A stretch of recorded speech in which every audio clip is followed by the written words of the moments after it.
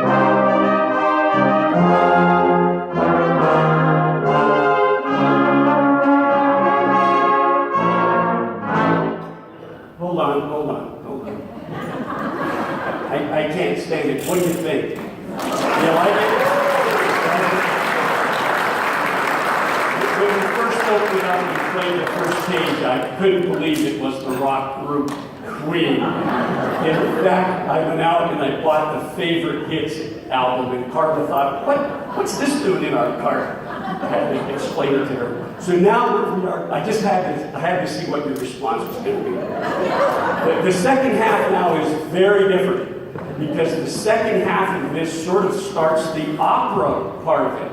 And you'll hear a whole bunch of stuff where we're going back and forth like we're doing an operetta. And then you're going to hear the real rock part of it.